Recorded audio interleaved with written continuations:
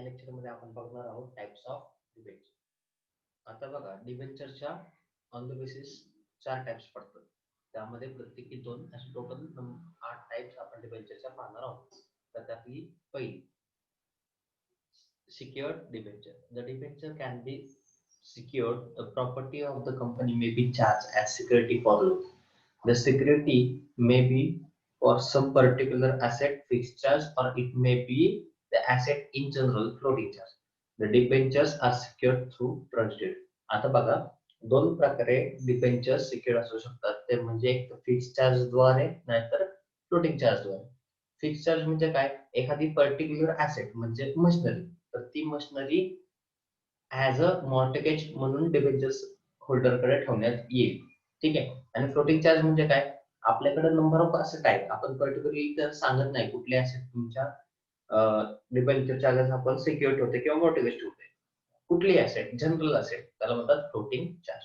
The debentures are secured through trust deed, आणि ते trust did करून अग्रीमेंट करून ते सिक्युअर ठेवले जातात. त्याच्यानंतर ना अनसिक्युअर्ड डिबेंचर्स. आता आपण अनसिक्युअर्ड डिबेंचर्स बघू. आता आपण अनसिक्युअर्ड डिबेंचर्स ऍक्च्युअली इश्यू करू शकत नाही, आपल्याला सिक्युअर्ड डिबेंचर्स इश्यू करावे लागतात. These debentures are the debentures that have no security. The issue of unsecured debentures is now prohibited by Companies Act 2013.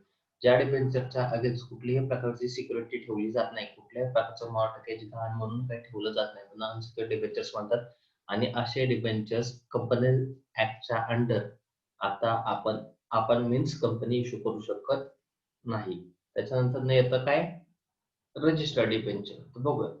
Registered debenture are those debentures on which the name of holder are recorded.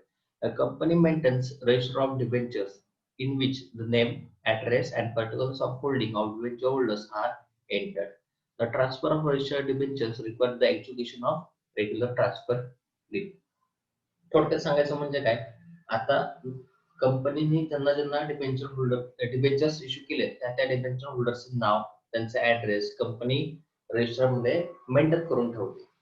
ठीक आहे.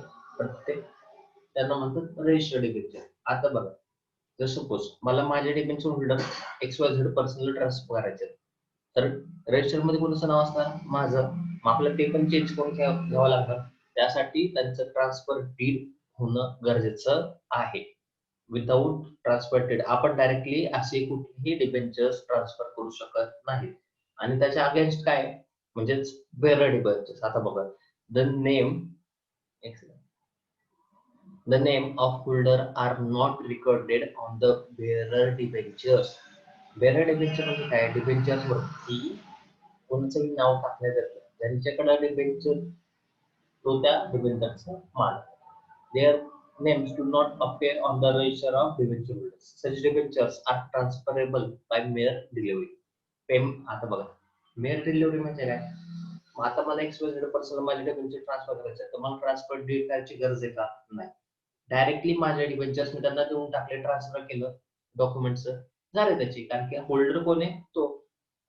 Owner कोण झाले? ज्याला मी transfer केले ते. त्यामुळे ह्या वेळेस आपल्याला कुठल्याही प्रकारची ट्रान्सफर डीड करावी लागत नाही. The payment of interest is made by means of coupons attached to the debenture certificate. आणि ह्याचा पेमेंट कसं होतं? डिबेंचर सर्टिफिकेटच्या मागे कुपन्स लावलेले असतात, त्यावरनं बेअरर डिबेंचरच्या इंटरेस्टचं पेमेंट केलं जातं. आता redeemable debentures and irredeemable debentures. Redeemable म्हणजे काय? एक सर्टन टाइम नंतर त्यांचं रिडम्पशन केलं जातं, परतफेड केली जाते. आणि इररिडीमेबल म्हणजे काय? त्यांचा काय फिक्स टाइम नसतो, जेव्हा कंपनी बंद होणार त्याच वेळेस त्यांचं रिडम्पशन केलं जातं. असे 2 टाइप्स आहेत. बघूया. Debentures are mostly redeemable. For example, payable at the end of some fixed period as mentioned on debenture certificate. Repayment can be made at fixed rate at the end of specific period or by installment during the lifetime of the company. The provision of repayment is normally made in trust deed. बघा काय सांगितलं त्यांनी?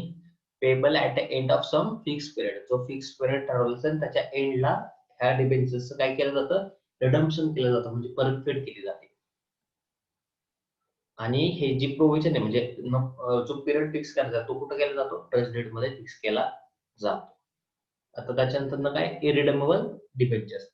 This kind of debentures are not repayable during the lifetime of the company. They are repayable only after the liquidation of the company, or when there is a breach of any condition, or when some contingencies arises. बघा, irredeemable debentures म्हणजे काय, त्यांचं redemption at life time of company केलं जात नाही. म्हणजे company जो पण चालू तो पण त्याचं रिडम्पशन होत नाही. जेव्हा कंपनी बंद होते त्यानंतरच ह्या डिबेंचरचं काय केलं जातं, रिडम्पशन केलं जातं. आणि सपोज एखादी कंडिशन वगैरे ब्रीच झाली तर त्यावेळेस सुद्धा होऊ शकतात. नाहीतर एखाद्या कंटिन्जन्सी म्हणजे आज एक कंटिन्जन्सी आली तर अशा वेळेस सुद्धा त्यांचं रिडम्पशन होऊ शकतं. त्याच्यानंतर convertible debentures and non convertible debentures. Convertible म्हणजे काय, ज्यांचं कन्व्हर्जन होऊ शकतं इक्विटी शेअर्स मध्ये, आणि नॉन कन्व्हर्टेबल म्हणजे काय, ज्यांचं इक्विटी शेअर्स मध्ये कन्व्हर्जन होऊ शकत नाही. आता बघा, मी कंपनीमध्ये एक 10 वर्षासाठी डिबेंचर्स इश्यू परचेस केले होते. कंपनीकडे 10 वर्ष माझे पैसे, त्या डिबेंचर्स मी होल्ड करून ठेवले. त्या डिबेंचरचं 10 वर्षानंतर इक्विटी शेअर्स मध्ये मी कन्व्हर्जन करून घेऊ शकतो. तो राईट माझ्याकडे, त्याला म्हणतो आपण कन्व्हर्टेबल डिबेंचर्स. बघूया, convertible debentures give right to holder to convert them into equity shares after a specific period of time. Such right is mentioned on debenture certificate. बघा काय सांगितलंय, convertible debentures give right to holder to convert them into equity shares after specific period of time. Specific time नंतर त्यांचं रूपांतर ते कशामध्ये करून घेऊ शकतात, तर इक्विटी शेअर्स मध्ये. आणि अशा प्रकारचा राईट कुठे लिहिलेला असतात, डिबेंचर सर्टिफिकेट वरती. The issue of convertible debenture must be approved by special resolution in general meeting before they are issued to public. कुठलाही कन्व्हर्टेबल डिबेंचर इश्यू करण्याच्या आधी स्पेशल रेझोल्युशनची गरज असते, आणि कुठल्या मीटिंग मध्ये, अॅन्युअल जनरल मीटिंग मध्ये. These debentures are advantageous for the holder. Because of this conversion right, convertible debentures is entitled to equity shares at the rate lower than market value. बघा, आज मी 10,000चे debentures purchase केले होते. 10 वर्षानंतर सुद्धा मला interest मिळत राहील, आणि 10 वर्षांनंतर सुद्धा नंतर मला परत किती मिळणार, 10,000 रुपयेच. बरोबर आहे. त्या जागी मी जर कन्व्हर्जन केलं तसं कुठं, इक्विटी शेअर्स मध्ये, तर मला फायदा आहे. बरोबर आहे की नाही. आता हे झालं कन्व्हर्टेबल डिबेंचर्स. आता त्यानंतर येतात non convertible debentures. Non convertible debentures are not, नावच दिलंय, not convertible into equity shares on maturity. त्यांचं कन्व्हर्जन करू शकतो का, नाही. These debentures are redeemed on maturity date. अशा डिबेंचरचं काय होतं, मॅच्युरिटी डेटला रिडम्पशन होतं. These debentures suffer from disadvantages that there is no appreciation in the value. कन्व्हर्टेबलचं काय, त्यांना ऑप्शन असतो, तुम्हाला रिडम्पशन करायचंय तुम्ही रिडम्पशन करा, तुम्हाला रिडम्पशन नाही करायचं मग तुम्ही कन्व्हर्जन करून घेऊ शकता. पण नॉन कन्व्हर्टेबल असा ऑप्शन असतो का, नाही, त्यांना रिडम्पशनच करावं लागतं. ठीक आहे. आता आपण नेक्स्ट लेक्चरला बघा ऍक्सेप्टन्स ऑफ डिपॉझिट.